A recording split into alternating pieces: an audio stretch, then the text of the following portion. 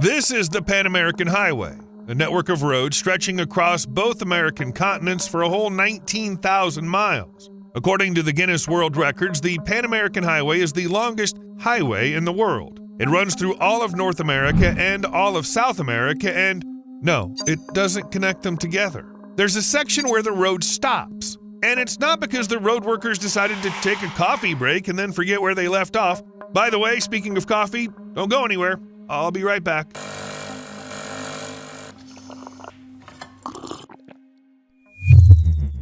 Just an unobtrusive reminder not to forget to hit the like button at the end of the video. So, the Pan-American Highway, where did it all start? Naturally, with an agreement. In 1937, Canada, the U.S., and 12 Latin American countries signed the Convention on the Pan-American Highway, committing to build their sections of the road from Alaska to Patagonia. The goal was to realize the dream of uninterrupted vehicle movement between both continents. The dream, in turn, was born from optimism and friendly relations, and American companies wanted to boost sales through South American markets. They wanted to sell cars, tires, and roads. Basically, building the highway was the perfect option. It was supposed to be like an international corridor, and the countries connected by the highway would live in peace and friendship. Maybe happily ever after. And although the highway was indeed built, none of this happened. The dream collapsed on the border between Panama and Colombia, in the Darien Gap, where the land was never cleared and paved. Today, Panama and Colombia are the only neighboring countries on the planet that don't have even the most basic kind of road connection. In the Darien Gap, there are no official roads, so traveling through it's considered one of the most dangerous routes in the world. Far from any settlements, through dense rainforests, swamps, and steep mountains without a road. And this place is the only land route connecting Central and South America. The length of the route through the Darien Gap is 60 miles, through mountains, forests, and swamps. I don't see anything surprising in the fact that for centuries the Darien Gap was considered almost impassable. Both potential colonizers and ordinary explorers who ventured there usually just died from hunger or thirst. And if they managed to avoid such a death, they would fall victim to animal attacks, drown in rapidly rising rivers, or simply get lost forever in the jungle. All these dangers still exist, but in recent years the Darien Gap has turned into a superhighway for people, only there still aren't any roads here. People who risk their lives are trying to get to the U.S. where they hope to find safety and work. And when I call the route a superhighway, I'm not exaggerating. In 2023, 520,000 people crossed the Darien Gap on their way to the United States. That number's more than double the number recorded the year before. 10 years ago, only about 100 to 200 brave souls dared to take this route each year, and it's expected that the number of people risking their lives to cross the Darien Gap will increase. It's quite possible that over 800,000 people may already pass through the Darien Gap in 2024. All these people, for 10 days and sometimes even longer, are forced to trek through jungles, wade through mud, rivers, and constantly climb up mountain slopes. To get through the jungle, you can hire a guide, but it costs money. There are many ways. The most exhausting route, the cheapest one, right now costs about $300 per person, and you'll have to cross the jungle on foot. A boat trip along the coast might cost more than $1,000. However, those who manage to cross the Darien Gap say that it's just impossible to get through this stretch of land without the help of a smuggler or guide. The path is strewn with rocks and covered with vines, plus it often crosses streams. But even without the stream, it's still really moist. These are jungles after all. The hills are slippery with mud and so steep that people often don't walk as much as crawl on all fours, grabbing onto twisted roots. On mountain sections, everything gets even harder, and you often have to climb steep rocks, risking falling and dying. It's good if there's a rope to hold on to, but sometimes there isn't. And this is the clothing and gear that people throw away along the way to lighten their backpacks, because moving from one place to another means carrying stuff with them.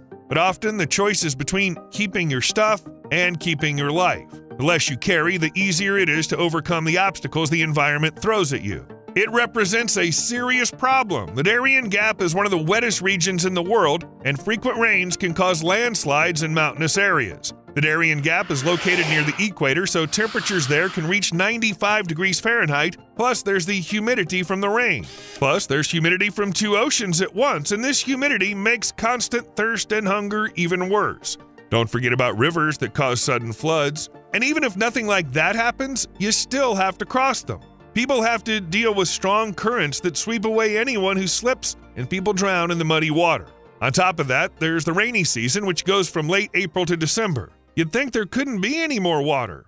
But if people don't like dense forests with high humidity, animals are just thrilled by these conditions. These forests in Central America are home to many different kinds of venomous snakes, insects, and plants. For example, only in the Darien Gap you can find the bushmaster, the largest venomous snake in the world. It can grow up to 10 feet and weigh almost 20 pounds. The bushmaster is often called the deadliest snake on the planet, though it's unclear how true this is. Bushmasters are poorly studied. Besides them, there are a lot of coral snakes here. They're also very dangerous and can kill a person within a few hours. There are also many frogs and toads, and they're often deadly within a few hours after contact. Spiders? There's plenty of them here too, and some are deadly venomous. And don't forget the scorpions, centipedes, and all kinds of bugs you definitely don't want to mess with, but they won't ask your permission. After all, it's their jungle. The fiercest predators, jaguars, ocelots, and pumas, won't hesitate to attack if they feel like it. What's more, their paths cross with humans way too often. For example, people are stepping over jaguar tracks. Crocodiles? Yeah, there are crocodiles here too. It's not a jungle, it's an endless fight for survival.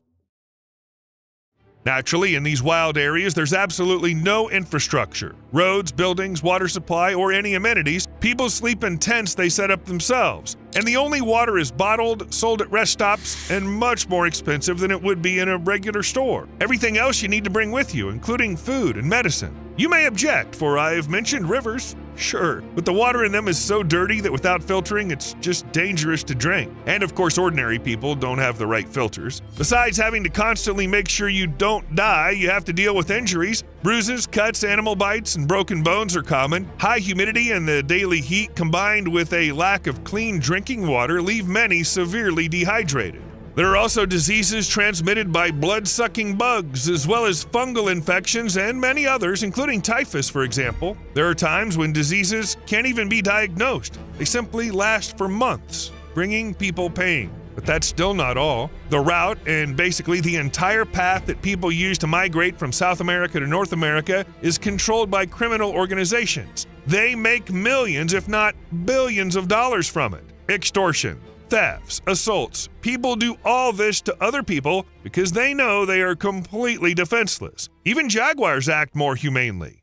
In the end, not all of the hundreds of thousands of migrants make it through the dangerous stretch without a road. In the El Real de Santa Maria Cemetery in a village in eastern Panama, which can only be reached by river, a new mausoleum was recently installed. Donated by the Red Cross in March 2023, the modest concrete structure contains 100 niches for human remains. Every year, the authorities in Panama pull dozens of bodies out of the jungle, but that's only the ones they manage to find. Far more people are swallowed up by nature. From time to time, the public hears about deaths. For example, more than 60 migrants lost their lives trying to cross the border in the first half of 2023. Officials state that the real figure is probably much higher. Recently, in July 2024, 10 people drowned in the Darien Gap while attempting to cross the river that had spilled over its banks. So the inevitable question is, if so many people keep passing through this area, endangering their lives, why not build a road here? It would save hundreds of lives.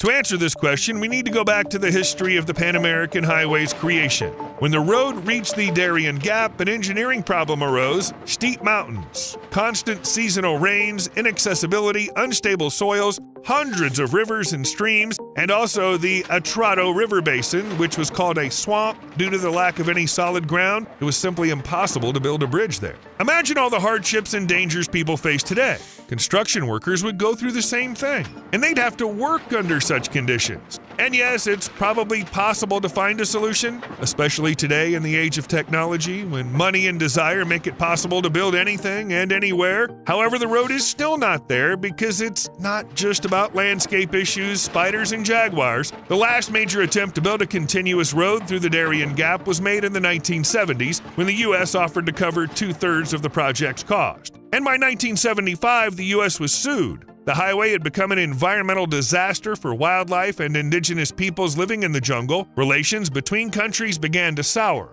Environmentalists worried about deforestation, and health experts who sounded the alarm over the spread of hoof and mouth disease voiced their objections. The construction of the highway was frozen for almost 2 decades. By 1992, the political climate got better, and it would have been possible to go back to construction, but no one really wanted to be friendly with the neighbors anymore. People began putting up fences rather than roads.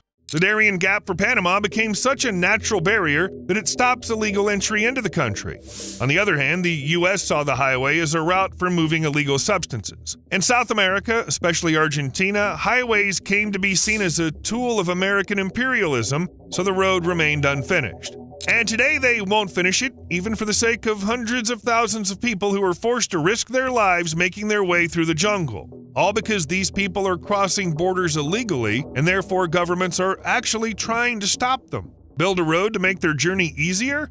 No one's going to do that. Besides, environmentalists and local tribes are still against it. The Darien Gap is one of the most biologically diverse places on the planet, with every 5th species being endemic to this region. So what's the point of having a highway here? In case you're wondering why people choose this path, it's a complicated subject that would take more than a single video to cover, so I won't dive into it. But since we're talking about migration, it's important to mention its reasons.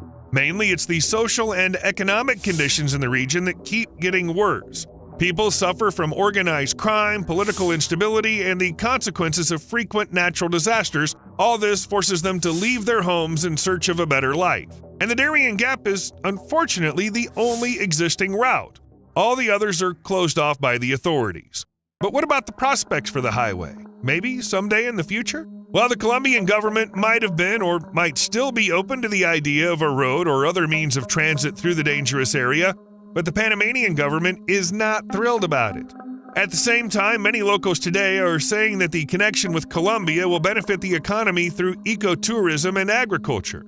Well, they're actually talking about the railway connection. It seems like it'll be more gentle on the environment, but it's a project without support from politicians and broad segments of the population. So I wouldn't expect trains anytime soon. Moreover, the economic reasons for building the road are now much fewer than before, if they even exist at all. This is because most intercontinental trade with South America is carried out by sea, and switching to cargo transport would hardly offer any benefit.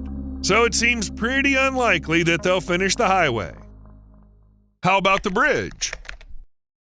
In April of this year, there was unexpected news. In Panama, at one of the most dangerous border crossings for migrants in the world, they plan to build a huge bridge. The structure is being built in Yavisa, located in the Rio Chucunaco River, the point where Central and South America split. This is where the Pan American Highway ends from the North American side. It's believed that the migration situation might change with the construction of a new bridge, but no one understands who actually decided to build it. Funding sources are also unclear, although one version suggests it's China. It would seem, what does China have to do with any of this? But it's this country that's involved in such projects all over the world. And in recent years, a lot of Chinese people have been passing through the Darien Gap. I'm serious. According to some data, in 2023, Panamanian authorities counted 15,000 Chinese citizens in the country, which is almost 8 times more than in 2022 and 40 times more than in 2021. Moreover, from January to September 2023, U.S. border agents detained over 22,000 Chinese citizens trying to enter the country from Mexico. And now they're planning to build a bridge. Fences don't help.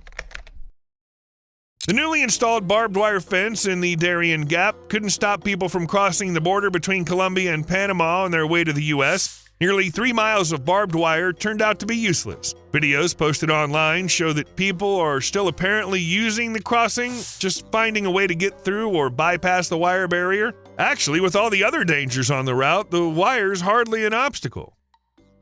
Illegal coyotes.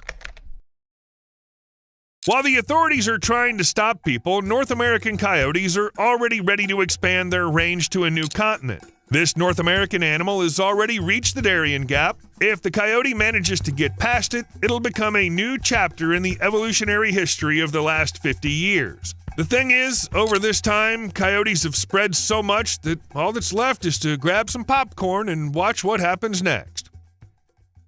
Cycling from Alaska to Argentina.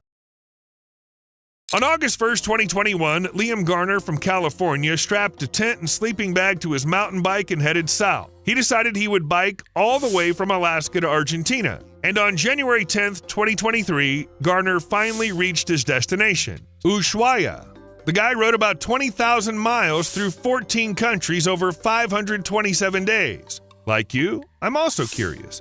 How did he get across the Darien Gap? This area is obviously not for bikes. And here's what Garner himself says. You can either take a boat or fly across. There's no crossing by land. I chose to fly because it was much cheaper than sailing across. Pretty slick of him. Looking forward to getting a like from you.